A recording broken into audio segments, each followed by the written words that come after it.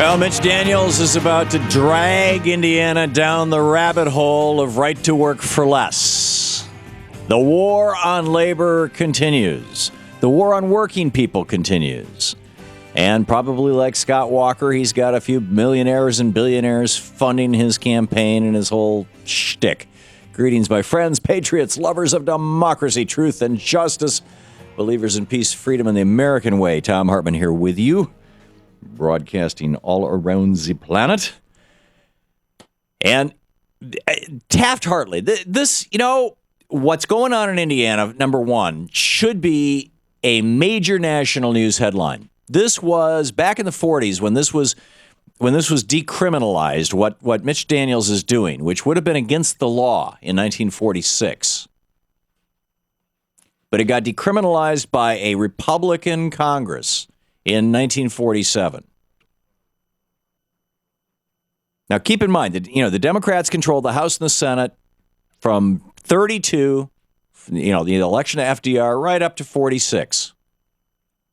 And 46, it was after the war, and Roosevelt was dead, and Truman wasn't all that popular, and he was, and basically people, a new generation had come up, and a lot of people had come back from the war and said, okay, let's try the other party. They've been itching for a chance for a long time. So the Republicans took both the House and Senate for 2 years, and they did an incredible amount of damage. And the main damage they did was this thing called the Taft-Hartley Act. And, it was so much damage, and Truman went after them so vigorously that they lost the House in the election of 48 and didn't get it again for nearly 30 years. In fact, I think it was 46 years later that they got it. But whatever it was a long time. It was another generation before the Republicans took control of the House of Representatives. But here's what, first of all, let's start in 1936.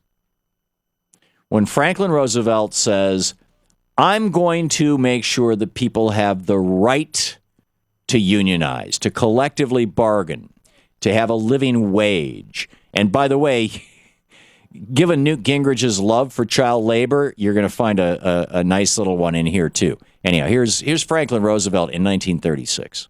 Of course we will continue to seek to improve working conditions for the workers of America.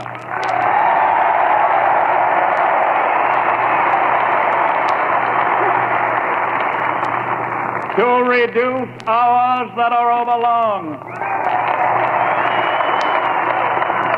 To increase wages that spell starvation. To end the labor of children and to wipe out sweatshops.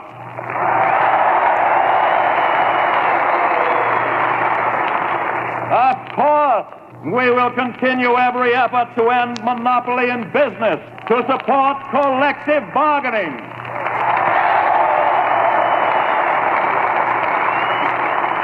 To stop unfair competition and to abolish dishonorable trade practices.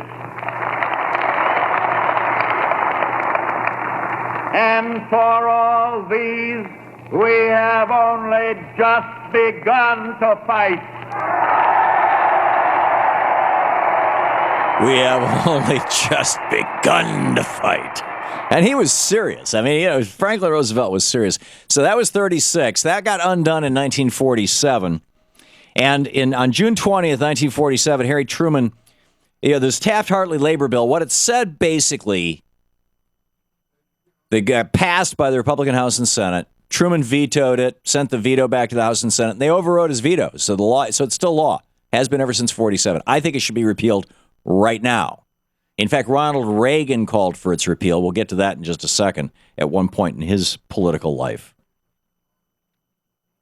But in his veto, statement, Harry Truman said, the real meaning of this bill is startling. It would reverse the basic direction of our national labor policy.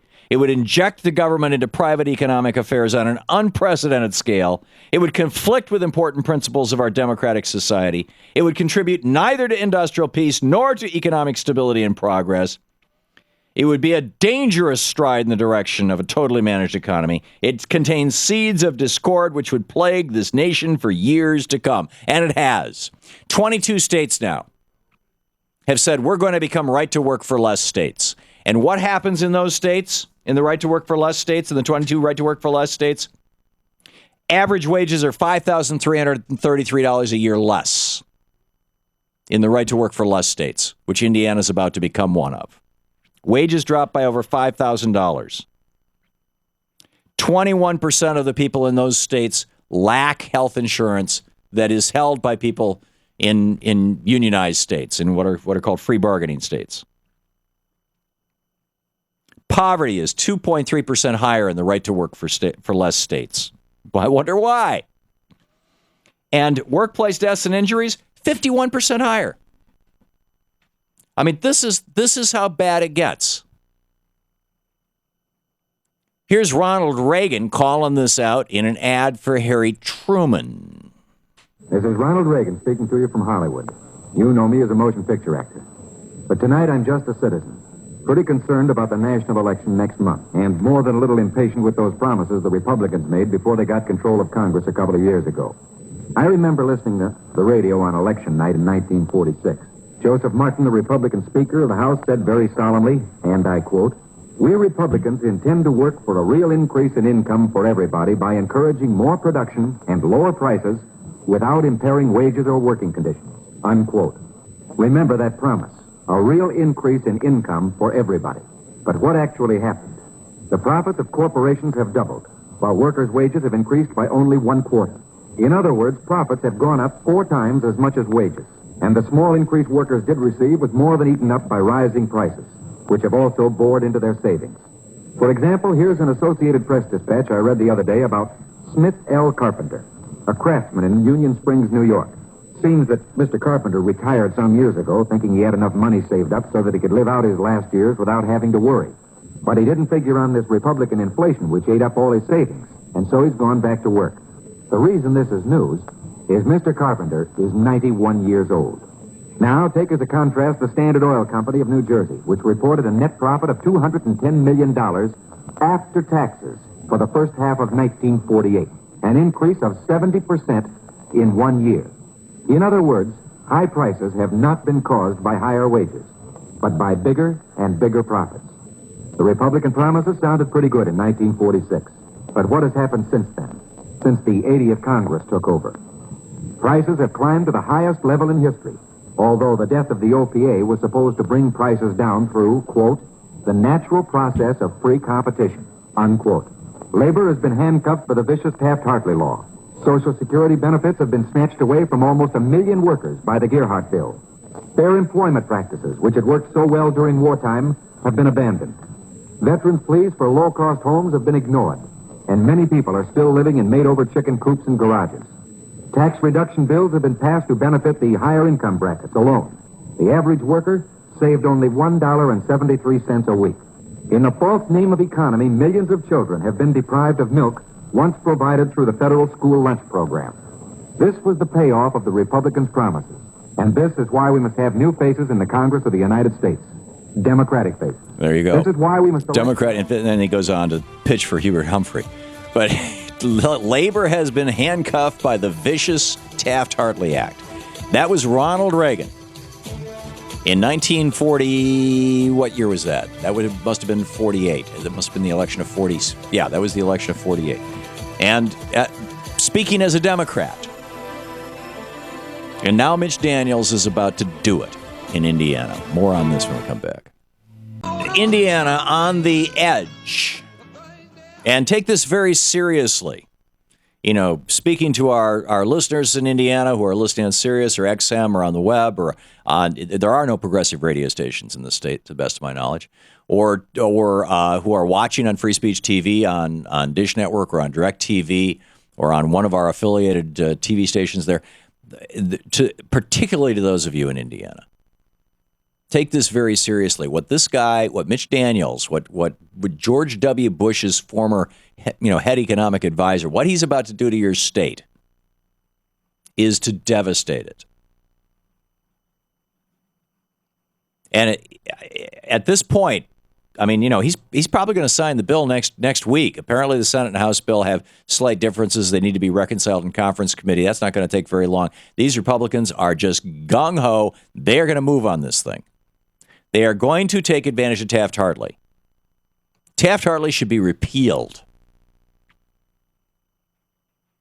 And having 22 right-to-work-for-less states competing with the balance of the states in the union that are in our union in the United States that are free bargaining states is nuts.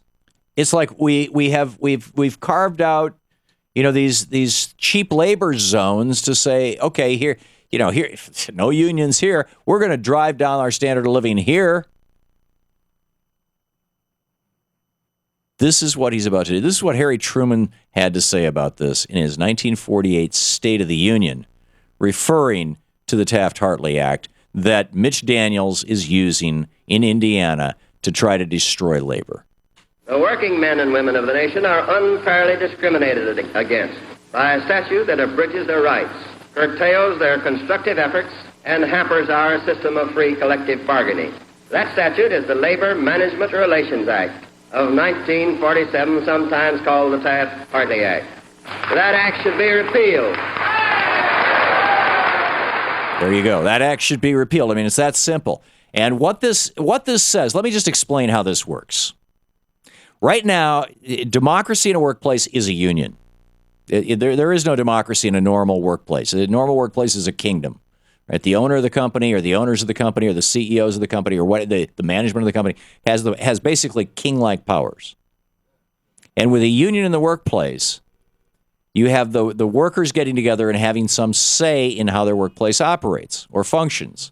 And in workplaces that are particularly subject to abuse, industrial workplaces, places where people can get their fingers chopped off by machines, workplaces where there's a long history of paying people badly and treating people badly. There's a real need for unions, for democracy in the workplace, for an opportunity to push back. Now, the way it works in most of the states in the union, in the majority of states in the United States, is that if there's 100 employees in the company and 51 of them vote for a union, 51% a majority, then you get a union. And the union then functions under a set of rules that are established by a majority vote. What do we want to have our bylaws be? What do we want to set our dues at? Who are we going to elect to represent us in bargaining with the employer? Who are we going to elect to represent us in other venues? All that kind of stuff. It's all democratically decided. And because there's now a union in the workplace and everybody who works in that workplace benefits from that union, everybody who is in that workplace has a small portion of their income, you could call it taxed. It's union dues. It's taken out of their paycheck every week or every month or however often they get paid, and goes to the union to support the existence of the union. And the benefits that people get out of being in a union shop outweigh the cost of the union shop. Otherwise, they wouldn't do it. And that's why unions came into being, and that's why there are still unions, and particularly in the free bargaining states. Now, what right-to-work legislation, so-called right-to-work, I call it right-to-work-for-less legislation, does is it says, okay, 51% of the people want a union, fine, you got a union, but if you don't want to pay the union dues, you don't have to. So what happens is that a lot of people, and a lot of people will just say, I don't want to pay the union dues. I don't want to be part of this union, even though I get all the benefits of them. And that then creates a situation in the workplace where you've got two people working next to each other. One's paying union dues and knows that they're paying, to carry the load, and the other person's paying nothing, which of course jacks up the union dues for the person who's paying. And now you got these guys looking at each other like we're on two sides of the fence here. Right to work for less creates discord in the workplace. Discord in the work. That's a quote, by the way, from Harry Truman's veto statement. It also means that the union now has less money to function because everybody's not paying into it, and so it's harder for them to do their job. It is, the people who aren't paying are less likely to participate in the union, to vote in the union elections and things. They don't feel like it's their democracy. So the so-called right to work for less legislation that came out of Taft-Hartley, what the inevitable result is that unions are destroyed. And when Taft-Hartley was passed, we had 35% of workers in the United States unionized in 1947. 35%. When Reagan came into office, it was down to 25%. It had dropped 10% in the 20 or so years from 47 to 80. Yeah, more or less.